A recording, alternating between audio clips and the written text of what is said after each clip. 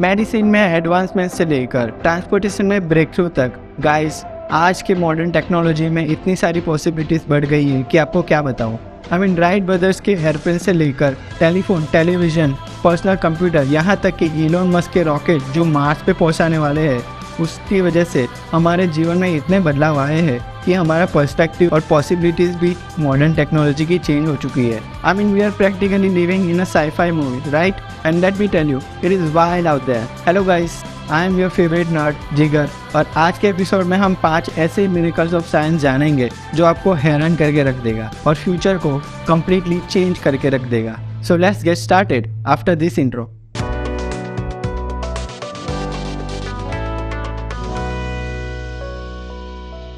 Let's talk about the first and most futuristic area of technology, which is robotics. जब भी हम wonders of science की बात करते हैं तो robotics का नाम आता है। But can you call a robot a miracle? अगर आप भी मेरी तरह इंजीनियरिंग कॉलेज में गए होंगे तो आपने ज़रूर उन ट्रेडिशनल हार्ड बॉडी रोबोट को देखा होगा, लेकिन उनमें कुछ लिमिटेशन होती है कि वो क्या कर सकते हैं, कहाँ फिट हो सकते हैं। इसलिए जनवरी में प्रूफ ऑफ स्टडी कॉन्सेप्ट, जिसको जर्नल मैटर में पब्लिश किया गया था, उनमें एक नए मटेरियल को दिखाया गया जो नए क्लास के लिक्विड रोबोट्स को जन्म दे सकता है। जी हाँ, आपने बिल्कुल सही सुना, robots that are made out of liquid properties. पिछले कुछ दशकों में हमने सॉफ्ट बॉडी रोबोट्स को डेवलप होते हुए देखा है। नए ये रोबोट कोई भी काम को करने के लिए कई चीज़ें कर सकते हैं, जैसे कि कोई भी टास्क को कंप्लीट करने के लिए वो स्विमिंग कर सकते हैं, या फिर रोलिंग कर सकते हैं, जंपिंग कर सकते हैं, क्लाइंबिंग कर सकते हैं। और कई रोबोट्स तो ऐसे भी होते हैं जो अलग अलग शेप में शिफ्ट हो सकते हैं, उनको कन्वर्ट किया जा सकता है। लेकिन ये सॉफ्ट रोबोट भी एक तरह से सॉलिड फॉर्म में ही होते हैं, तो उनमें भी कुछ लिमिटेशन आ जाती है कि वो अपने से छोटे साइज़ के स्मॉल होल्स में नहीं घुस सकते। इसलिए पिछले कुछ सालों से हमारे साइंटिस्ट ऐसे लिक्विड बेस्ड रोबोट पे काम कर रहे हैं जो कहीं पे भी घुस सकते हैं। वो छोटे हो सकते हैं, वो बड़े हो सकते हैं, वो 2 चीज़ों में डिवाइड होकर वापस एक भी हो सकते हैं। So international team of engineers ने माइक्रोस्कोपिक, सॉलिड और मैग्नेटिक प्रॉपर्टीज़ का इस्तेमाल करके एक नया लिक्विड रोबोट बनाया, और इस रोबोट का नाम रखा गया magneto active phase transitional matter, यानी कि MPTM। ना ये रोबोट में मैग्नेट का यूज़ करके मैग्नेटिक पार्टिकल्स को पुश और पुल करके MPTM का शेप चेंज किया जा सकता है और कई सारे टास्क कंप्लीट कर सकते हैं। इसके अलावा ये रोबोट को सॉलिड फॉर्म में से लिक्विड फॉर्म में और लिक्विड फॉर्म से सॉलिड फॉर्म में भी चेंज किया जा सकता है। लेकिन आपको ये सवाल होगा कि हाउ डज इट वर्क, ये कैसे काम करता है? तो इसमें टीम ने गैलियम मेटल को यूज़ किया। ना गैलियम मेटल एक ऐसा मेटल है जो लगभग 30 डिग्री सेल्सियस टेम्परेचर के आसपास ही वो मेल्ट कर सकता है। अब इस गैलियम मेटल को जब चाहे हमें लिक्विड में कन्वर्ट करने के लिए साइंटिस्ट ने मैग्नेटिक फील्ड का यूज़ किया। गैलियम मेटल को मैग्नेटिक फील्ड में एक्सपोज करके मैग्नेटिक फील्ड के द्वारा हम गैलियम में रहे मैग्नेटिक पार्टिकल्स को मूव कर सकते हैं। इन सब मूवमेंट से हीट क्रिएट होती है, जिससे गैलियम मेटल लिक्विड फॉर्म में कन्वर्ट हो जाता है। गैलियम मेटल के लिक्विड में कन्वर्ट होने के बाद साइंटिस्ट मैग्नेट का यूज़ करके उसे आगे या पीछे धक्का दे सकते हैं और उसको जिस डायरेक्शन में जाना है उस डायरेक्शन में भेज सकते हैं। इसके अलावा उसको जो भी शेप में कन्वर्ट करना है, मैग्नेट का यूज़ करके उस शेप में उसको कन्वर्ट भी किया जा सकता है। और जब भी उसे वापस सॉलिड फॉर्म में कन्वर्ट करना हो, उसे मैग्नेटिक फील्ड से हटा दो, वो अपने आप ठंडा हो जाएगा और सॉलिड फॉर्म में कन्वर्ट हो जाएगा। वह साइंटिस्ट ने इस MTPM रोबोट का use case as a medical device बताया है। फॉर एग्जांपल, अगर किसी छोटे बच्चे ने किसी छोटी बैटरी को निकल लिया हो, तो उसको अगर शरीर में से बाहर निकालना हो तो MPTM को एज ए लिक्विड फॉर्म में अंदर भेज सकते हैं और उसके बाद उस बैटरी को कवर करके सॉलिड फॉर्म में कन्वर्ट करके वापिस शरीर के बाहर निकाल सकते हैं। It's like a little super hero in your belly, saving your life. और इंटरेस्टिंग चीज़ ये है कि इसके अलावा साइंटिस्ट ने एक MTPM ह्यूमन शेप रोबोट को एक पिंजरे के अंदर डाल दिया, उसके बाद उसे लिक्विड फॉर्म में कन्वर्ट करके उसे बाहर भी लाया। So cool, right? पास में कितने सारे ऐसे टास्क थे जो हम अपने हाथ से करते थे, लेकिन रोबोट्स और ऑटोमेशन ने काफ़ी इंडस्ट्रीज को टेक ओवर कर लिया है, और इसकी वजह से कई सारे इंडस्ट्रीज में कई सारे टास्क की एफिशिएंसी और प्रोडक्टिविटी काफ़ी ज़्यादा बढ़ चुकी है। उनमें से एक इंडस्ट्री है medical industry. Medical industry also remind me of one thing that is full of magic, which is genetic engineering. Genetic engineering एक ऐसा प्रोसेस है जिसमें मोलेकुलर क्लोनिंग और सेल ट्रांसफॉर्मेशन जैसी मेथड्स का यूज करके कोई भी लिविंग ऑर्गेनिज्म में जीन्स के स्ट्रक्चर और उसके बिहेवियर को चेंज किया जाता है। और इस प्रोसेस की वजह से काफी सारे ऑर्गेनिजम्स के कैरेक्टरिस्टिक में बदलाव आता है, क्योंकि इनके डीएनए को चेंज किया जाता है, मैनिपुलेट किया जाता है। हमारे सेल में जो डीएनए होता है डिसाइड करता है कि हमारे हर एक बॉडी के अलग अलग सेल्स कैसे काम करेंगे, राइट। और जेनेटिक इंजीनियरिंग में डीएनए मैनिपुलेशन से काफी अच्छे ट्रेड्स कोई भी ऑर्गेनिज्म में देखे जाते हैं। यानी कि अगर आपको स्पाइडर ने काट लिया तो आप बन जाओगे स्पाइडरमैन। ये पॉसिबिलिटीज है कि आपको कभी फ्यूचर में ऐसा कोई सुपर हीरो देखने को मिले। यानी कि हम साइंस में इतने आगे बढ़ गए हैं कि अगर हम टाइगर और लायन को मिला देते हैं तो हमें लाइगर मिलेगा, राइट। उसके बाद इन सब चीज़ों को देख के मुझे ऐसा ही लगता है, कभी कभी लगता है कि अपन ही भगवान है। I am not joking. एक साइंटिस्ट के इंटरव्यू में भी उसने कहा था कि हम ऐसे पॉसिबिलिटीज की बात कर रहे हैं जिसमें हम मॉस्किटोज के डीएनए को चेंज करके उसको ऐसा बना सकते हैं कि वो हमें कभी भी मलेरिया नहीं दे सकता। इज इट मिरेकल और व्हाट। और इतना ही नहीं, जेनेटिक इंजीनियर से हम वर्ल्ड हंगर के प्रॉब्लम को भी सॉल्व कर सकते हैं। मैं बताता हूँ कैसे। आज की तारीख में जेनेटिक इंजीनियरिंग एक बहुत इंपॉर्टेंट टूल है एग्रीकल्चर को लेकर, कि दुनिया का 40% और ग्रेट ब्रिटेन और यूएस का लगभग 80% चीज जो है वो जेनेटिकली इंजीनियर्ड चाइमोजिन जैसे पदार्थ में से बनता है ना। चाइमोजिन एक ऐसा पदार्थ है जिसको चीज बनाने के लिए इस्तेमाल किया जाता है, जिसको पहले बछड़े में इसे लिया जाता था और उसके लिए स्लॉटर भी किया जाता था। लेकिन जेनेटिक इंजीनियरिंग की मदद से अब उन बछड़ों की डेथ में काफी कमी देखी गई है। इसके अलावा जेनेटिक इंजीनियर को काफी अदर एप्लीकेशन में भी यूज किया जाता है। जेनेटिक इंजीनियर की और भी अदर एप्लीकेशन है, जैसे कि फ्रूट को ज्यादा न्यूट्रिएंट बनाने के लिए या फिर उसको ज्यादा टेस्टफुल बनाने के लिए भी जेनेटिक इंजीनियरिंग का यूज किया जाता है। जेनेटिक इंजीनियर के डेवलपमेंट के बारे में बात करें तो 2012 में CRISPR-Cas9 का एक सिस्टम डेवलप किया गया, जिसमें किसी भी लिविंग ऑर्गेनिज्म के सेल के स्पेसिफिक जीन को टारगेट करके उसको एडिट किया जा सकता है। और साइंटिस्ट CRISPR-Cas9 जैसी टेक्नोलॉजी का यूज करके कैंसर और HIV/AIDS जैसी डिसीज का ट्रीटमेंट को डेवलप करने के लिए यूज कर रहे हैं। इसके अलावा CRISPR-Cas9 का उपयोग कई सारी मेडिसिन को डेवलप करने के लिए भी किया जाता है। But let's not forget about the real wonder of science when we look at the dreamy and big black skies. Of course मैं एस्ट्रोनॉमी की ही बात कर रहा हूँ, because astronomy is full of surprises.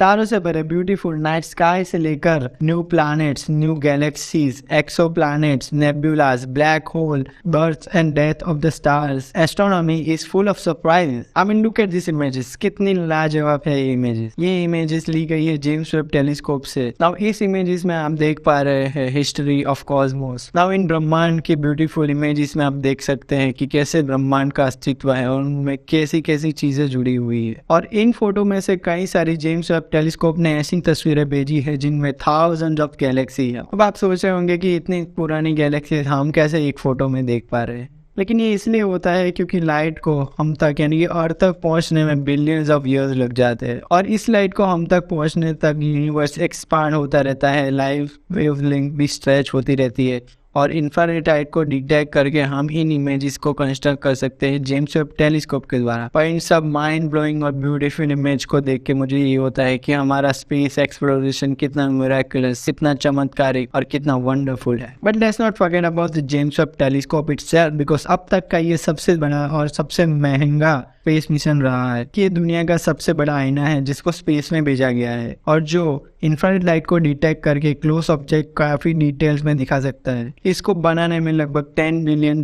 का इस्तेमाल किया गया है। लेकिन ये तो मानना पड़ेगा कि इसने हमारे स्पेस देखने का नजरिया ही बदल दिया, क्योंकि आज से 5-6 दशक पहले हम जो चीज स्पेस के बारे में कल्पना ही कर सकते थे वो आज हम अपनी आंखों से देख सकते हैं और काफी सारी चीजें हम जान भी सकते हैं। जेम्स वेब टेलीस्कोप को बनाया गया है नासा, यूरोपियन एजेंसी और कैनेडियन स्पेस एजेंसी के द्वारा, और नासा इस रिसर्च में कभी पीछे नहीं होता। और इसलिए नासा ने सितंबर 2022 में एक और स्पेस मिशन किया जिसको डार्ट मिशन कहते हैं। जैसे कि एक स्पेसक्राफ्ट को किसी एस्ट्रॉइड में मार के उसकी ऑर्बिट को चेंज कर देना। जी हाँ दोस्तों, नासा ने 14,000 माइल्स पर आवर की स्पीड से एक स्पेसक्राफ्ट को एक एस्ट्रॉइड में पटक दिया, ये जानने के लिए कि वो एस्ट्रॉइड की ऑर्बिट्स को चेंज कर सकते हैं या नहीं। क्योंकि लाखों सालों पहले जो एस्ट्रॉइड ने हमारे डायनासोर को खत्म कर दिया था, वो क्या फ्यूचर में अगर ऐसे अटैक से उनको बचा सकता है कि नहीं। ये मिशन भी काफी सक्सेसफुल रहा था, उसने उस एस्ट्रॉइड को अपने ऑर्बिट से हटा दिया था। The next is artificial intelligence.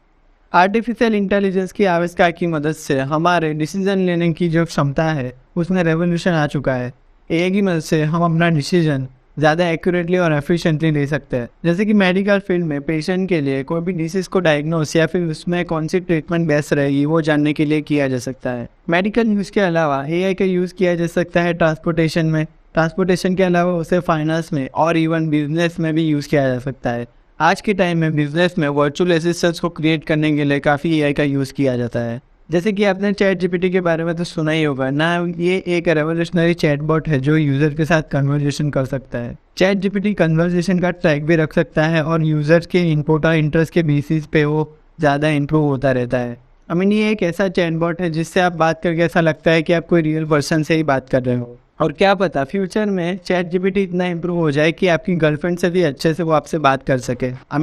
At least it will tell you exactly what you want to hear. एक ऐसा इमेज जनरेशन टूल है जिसके डिस्क्रिप्शन में आप कुछ भी लिख दो वो आपको क्रिएट करके दे देगा। If you need a picture of dinosaur surfing on the ocean, don't worry, DALL-E two can help you. इस इमेज जनरेशन टूल की मदद से ना सिर्फ आप इमेज क्रिएट कर सकते हैं, बाकी अपनी इमेज अपलोड करके उसमें बैकग्राउंड रिमूव कर सकते हैं। और अगर डिस्क्रिप्शन में कुछ कमी रह गई है तो वो आपकी पूरी कर देगा। It's like your personal painter, without weird hair style. और इसके अलावा आज के टाइम में इतने सारे अनगिनत एआई के टूल आ गए हैं जिसको ट्रैक कर पाना काफ़ी मुश्किल हो गया है। क्या आपको पता है कि गूगल ने भी एक एआई टूल लॉन्च किया है जिसका नाम है ड्रीमिक्स। तो ड्रीमिक्स एक ऐसा एआई वीडियो एडिटर है जिसमें आप एक ही इमेज से वीडियो बना सकते हैं and those videos are very realistic. इस टूल में सिर्फ आप एक इमेज को डाल दीजिए और आपको पूरा नया वीडियो मिल जाएगा। Who needs a creativity when you get this type of tools, right? We talked about AI so far, लेकिन without computational power, AI almost useless है। last century में one of the greatest creation were computers, right? So next miracle of science, we are going to be talking about the computers. No, not the traditional computer, but quantum computing. Quantum computer मेरे लिए काफ़ी interesting topic है क्योंकि quantum computer की दुनिया के super hero. Instead of wear capes they wear pocket protectors. क्योंकि quantum computer को आउटर एटमॉस्फेयर से अलग रखा जाता है, उन्हें आउटर एनवायरनमेंट से प्रोटेक्ट किया जाता है ना। क्वांटम कंप्यूटिंग एक नए टाइप की कंप्यूटिंग सिस्टम है जो क्वांटम फिजिक्स के प्रिंसिपल्स को यूज करके काफ़ी सारे प्रॉब्लम्स को बहुत तेज़ी से सॉल्व कर सकती है ना। जनवरी 2023 में क्वांटम कंप्यूटर्स ने क्यूबिट डेटा ऑफ इंफॉर्मेशन को आर्टिफिशियल वर्म होल से सेंड किया। पर यह बताया जा रहा है कि इस एक्सपेरिमेंट से हमें क्वांटम मैकेनिक्स के बारे में बहुत सारी चीज़ें जानने को मिलेगी। तो आप में से जो लोग को पता नहीं है कि क्वांटम बीट या क्यूबिट क्या होता है, इसको क्वांटम कंप्यूटिंग के बिल्डिंग ब्लॉक्स बोल सकते हैं। जैसे कि ट्रेडिशनल कंप्यूटर के बिल्डिंग ब्लॉक्स है 0 और 1 यानी बाइनरी डिजिट्स ना। आप बिल्कुल सोच रहे होंगे कि ये क्वांटम कंप्यूटर क्या कर सकते हैं। वैसे तो क्वांटम कंप्यूटर अभी भी अर्ली स्टेज में है, उन्हें काफ़ी प्रोटेक्ट करके और संभाल के यूज़ करना पड़ता है। फ्यूचर में क्वांटम कंप्यूटर इतने पावरफुल बन जाएंगे कि वो अनब्रेकेबल इंक्रिप्शन एल्गोरिदम तैयार कर सकते हैं और ये एल्गोरिदम की वजह से कोई भी हैकर आपकी डिजिटल इंफॉर्मेशन को नहीं चुरा पाएगा। क्वांटम कंप्यूटर फ्यूचर में इतने पावरफुल हो जाएंगे कि वो एटम्स और मॉलिक्यूल्स को भी अनुकरण कर सकते हैं। यानी कि कोई भी एक्सपेरिमेंट को करने से पहले वो माइक्रोस्कोपिक लेवल पे वो कैसे काम करते हैं वो हम पहले से ही समझ पाएंगे। इसका मतलब हम ज़्यादा से ज़्यादा न्यू मटेरियल की खोज कर पाएंगे और ज़्यादा से ज़्यादा ड्रग को बना पाएंगे लैब में। क्वांटम कंप्यूटर ये लेटेस्ट और ग्रेटेस्ट टेक्नोलॉजी है। एक बार अगर वो मासेस में आ गई उसके बाद ये ऑप्टिमाइजेशन के लिए काम आ सकती है। मोर एक्यूरेट ऑप्टिमाइजेशन की वजह से आप सप्लाई चेन के ऑपरेशंस के प्रॉब्लम्स को सॉल्व कर सकते हैं और ज़्यादा से ज़्यादा फाइनेंशियल इन्वेस्टमेंट को सिक्योर कर सकते हैं। एआई और मशीन लर्निंग की बात करें तो क्वांटम कंप्यूटर इतने पावरफुल है कि वो मशीन लर्निंग एल्गोरिदम को और ज़्यादा तेज़ और ज़्यादा एक्यूरेट बना सकता है और एआई को भी आज से भी ज़्यादा स्मार्ट बना सकता है। और last but not the least, quantum computer एक सिक्योर कम्युनिकेशन चैनल को क्रिएट कर सकता है जिससे आपका सेंसिटिव डेटा और इन्फॉर्मेशन कभी बाहर लीक नहीं होगी। So basically they are like the secret agent of the computing world. Science के ग्रेटेस्ट मिरेकल ने हमारी लाइफ को ऐसे बदल दिया है जो हमने पहले इमेजिन भी नहीं किया था। अगर हम ओपन माइंड और क्रिएटिव स्पिरिट रखते हैं तो आप यकीन नहीं कर पाएंगे कि ह्यूमैनिटी कहाँ से कहाँ तक पहुँच सकती है। अगर आपको मिरेकल ऑफ साइंस का वीडियो पसंद आया हो तो don't be shy to give it a thumbs up and share with your loving friends. If you want to keep learning about the mystical world of science, then make sure to subscribe to our Science Gyani Show channel, where we will satisfy your curiosity with more facts and figures about the science. Thank you for watching the amazing video of science. I will see you in the next video. Meantime, you can watch my previous video here and take care.